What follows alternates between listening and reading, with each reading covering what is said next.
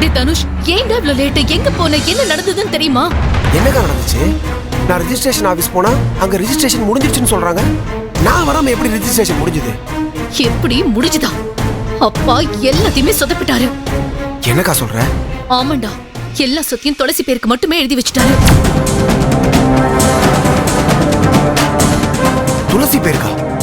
ஆமா, நீ வரேன்னு வரல, அதையே காரணம் காட்டி அவரே போய் எல்லா சொத்தையும் துளசி பேருக்கு மாத்தி எழுதி வச்சுட்டாரு. எதுக்கு அப்படி அவர் பண்ணாரு? அதான் நான் வந்துட்டு இருந்தேன்ல, நீ சொல்ல வேண்டியதானக்கா? டேய், நான் எவ்வளவோ சொல்லி பார்த்தேன், ஆனா அப்பா அதை கேக்குற மாதிரியே இல்ல. ச்சே, ஏன் இப்படி சும்மா இல்லாம அவசரப்பட்டாரு? ஆமாண்டா, நான் அவசரப்பட்டுட்டேன்.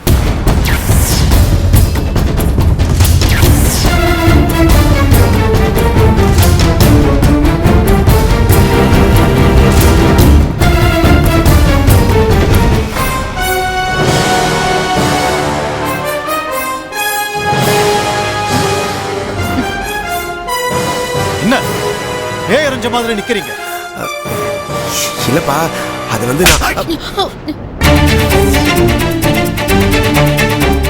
என்ன பண்ணி வச்சிருக்கீங்க? நாங்க என்ன பண்ணோம்? இப்போதைக்கு அடிச்சீங்க. கோயில்ல பூ மாத்துனது யாரா?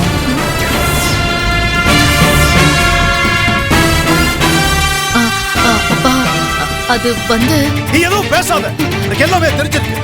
பூ மாறி போய் சாமி உத்தரவு கிடைக்கலன்னு நான் சேது வடிவனு எல்லாரும் பதறி போயிருக்கு. நீ ஈஸியா பூவை மாத்திட்டு ஒண்ணுமே தெரியாத மாதிரி இருந்துட்ட. ஆமா, எனக்கு தெண்டல பிடிச்சிருந்தது, அதனால பூவை மாத்தினேன். அத சொல்லி தொலைக்க வேண்டியதானே?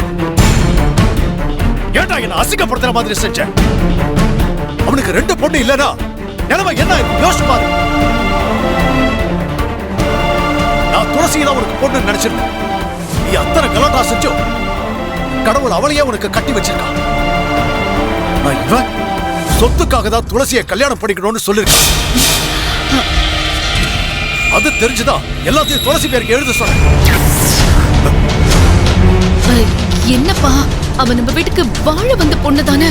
வாயை திறந்து பேசாத. அவ்வளவுதான். பொம்பளை பிள்ளையா இருக்கியேன்னு கை நீட்டாம பேசுறேன்.